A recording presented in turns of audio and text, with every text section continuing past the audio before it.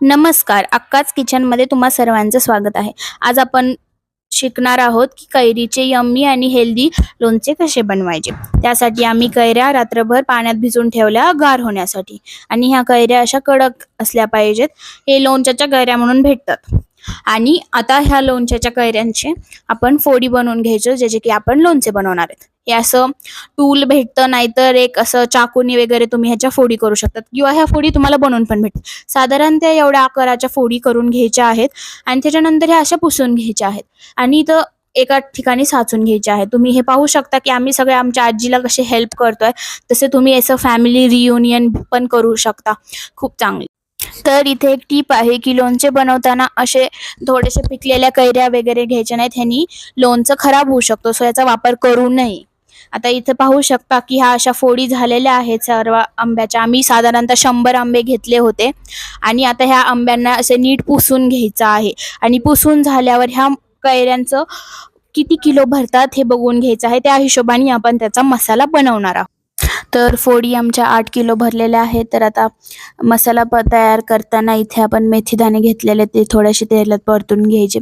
त्यातले अर्धे मेथीदाणे घ्यायचे आणि त्याला असं छानसं कुटून घ्यायचं आहे. तुम्ही पाहू शकता की असं कसं कुटून घ्यायचं आहे.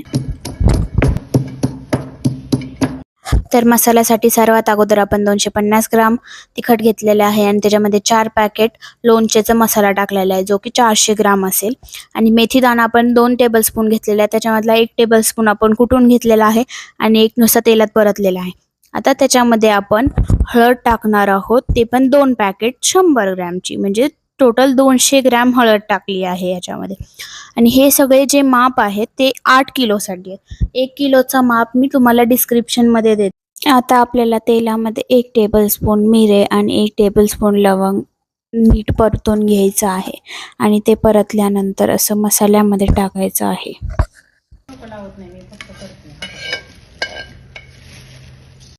तर आता इथे 200 ग्राम लसूण सोलून घेतलेला आहे आणि अर्धा लसूण मसाल्यात टाकायचा आणि अर्धा लसूण मिठासोबत असा नीट ठेचून घ्यायचा आणि तो पण मसाल्यामध्ये टाकायचा. लसूण तुम्हाला जेवढा आवडत असेल तेवढा एक्स्ट्रा तुम्ही टाकू शकता. नसेल आवडत तर तुम्ही ही स्टेप स्किप पण करू शकता. आता मसाल्यामध्ये आपल्याला 1.5 किलो मीठ टाकायचं आहे आणि 1 किलोसाठी तुम्हाला 200 ग्रामच मीठ टाकायचं आहे.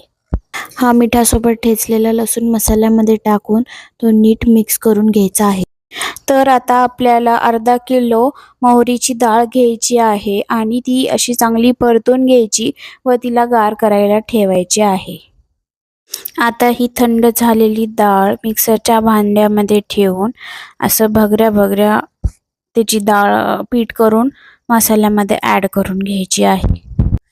आता आपल्याला अर्धा किलो मोहरी घ्यायची आहे, जी की नीट धुवून वाळून ठेवलेली आहे आणि त्याची नीट पावडर करून त्या मसाल्यामध्ये ॲड करून घ्यायची आहे. आता आपल्याला ह्या मसाल्यामध्ये हिंग ॲड करायचे 1 टेबलस्पून. आपण जास्त हिंग ॲड करणार नाहीत, कारण लोणच्याच्या पॅकेटमध्ये हिंग ऑलरेडी असतो, सो जास्त हिंग ॲड करायची गरज नाही आहे.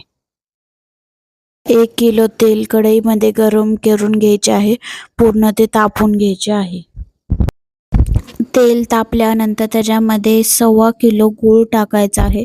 गूळ तुम्ही स्वादानुसारही टाकू शकता. गूळ आणि तेलाचं मिश्रण आपल्या त्या ड्राय मिक्सरमध्ये टाकून ते नीट मिक्स करून घ्यायचे आहे.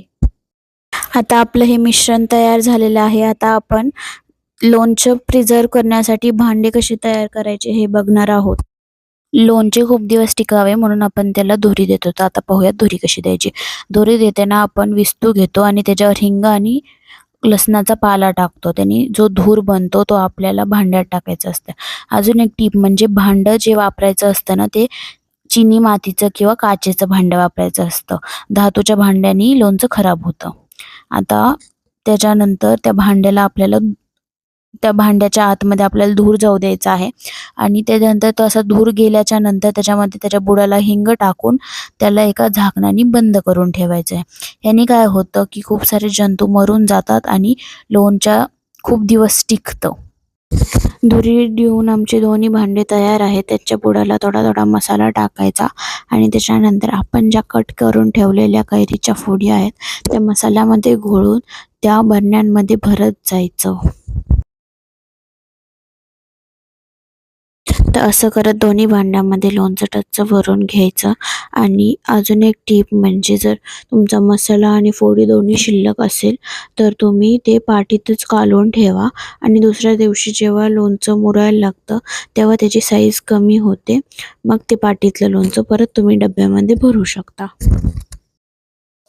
तर लोणचं बनवून झाल्यावर त्याला झाकण लावून त्याच्यावरती एक असा कपडा ठेवायचा आणि त्याला रबर लावून ठेवायचं. नेक्स्ट डे आपल्याला पाव किलो तेलामध्ये 4 टेबलस्पून मोहरी टाकून त्याला तडतडू द्यायचं आणि ते तेल थंड करायला ठेवायचं. ती मोहरी करपली नाही पाहिजे. तर ते थंड झालेलं तेल आपल्याला आता मुरलेल्या लोणच्यामध्ये टाकायचं आहे. मी ऑलरेडी त्याच्यामध्ये टाकलेलं आहे, त्यामुळे मी आता इथं थोडेच टाकत आहे. आणि ते टाकून हे लोणचं नीट हलवून घ्यायचं. तुम्ही पाहू शकता की ते लोणचं किती छान मुरलेलं आहे. आणि जे राहिलेलं पाटीतलं लोणचं होतं ते मी एका दुसऱ्या डब्यामध्ये ट्रान्सफर केलं आहे. आणि आता ह्या लोणच्याला तुम्ही आठवडाभर दररोज पळी घालून बुडापासून हलवून घ्यायचं, तरच हे लोणचं नीट राहील. आणि हे सगळं झाल्यावर लोणचं एका थंड ठिकाणी ठेवा. आणि हे तुम्ही केलं तर हे लोणचं नक्कीच 1-1.5 वर्ष टिकेल. ह्यात जे काही मी मोजमाप दिलेलं आहे ते 8 किलोच्या लोणच्यासाठीचं होतं. आणि जे काही 1 किलोच्या लोणच्याचं आहे ते तुम्हाला डिस्क्रिप्शन बॉक्समध्ये भेटेल, तिथून तुम्ही नक्की पाहू शकता. आणि अशीच तुम्हाला जर अजून छान छान रेसिपीज पाहायच्या असतील तर अक्काज किचनला सबस्क्राईब करा. आणि हा व्हिडिओ आवडला असेल तर लाईक करा आणि तुमच्या नातेवाईकांना शेअर करा. आणि हे लोणचं तुम्ही दररोज भातासोबत एन्जॉय करा आणि आमच्या अक्काची आठवण काढत राहा. धन्यवाद.